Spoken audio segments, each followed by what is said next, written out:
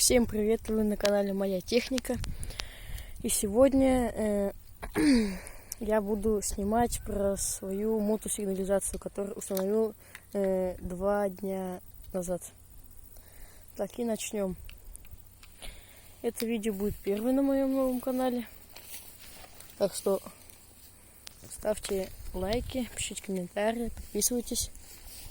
А мы начинаем. Вот так я установил сигнализацию на свой мопед. Вот. Под этой крышечкой у нас модуль. Вот торчит даже. Сейчас. Вот сам модуль там. Так. Вот тут. Вот тут мне спички, ножичек. И это, как бы скажем, шумелка. И посмотрим, как она работает. Эта сигнализация у меня с автозапуском. Вот у меня пульт, ключ от мопеда. Вот пульт.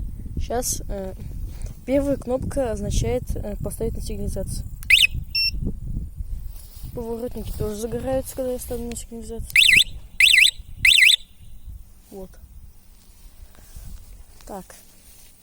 Задние тоже горят. Сейчас вторая это открыть. Вот. И смотрите, поставили на сигнализацию. Кто-нибудь начал подходить и стукнул по мопеду. Она начинает орать. И смотрите, на пульте начинает визжать. Вот так. Просто нажмите. И все. Потом, что у нас дальше?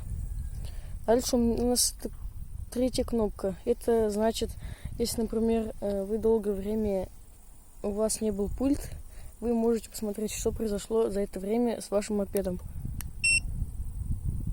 Ну, как-то вот так показывает, я еще в нем не разобрался. И четвертое это автозапуск. Автозапуск. Так, сейчас вот. Первое это загорается огни. Потом еще раз и вот все. Он завелся. Начало, смотрите, вот так работает она. Начало нажимает первый раз. Через 3 секунды вы ждете 3 секунды, пока поворотники не перестали гореть. После того, как поворотники перестают гореть, вы еще раз нажимаете и еще раз. Потом только она заводится. И чтобы заглушить, надо нажимать на 4-ю же. Надо нажимать на 1-ю, чтобы заглушить. Вот. Вот так работает сигнализация. И лучше не стоит делать так. Например, вы включили с пульта с автозапуска мопед. Потом взяли, опять воткнули ключ, опять взяли, с ключа врубили. Так лучше не надо делать, так как сломается стартер. На этом все.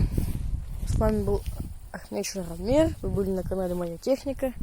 Подписывайтесь на канал, ставьте лайки, пишите комментарии. Всем пока.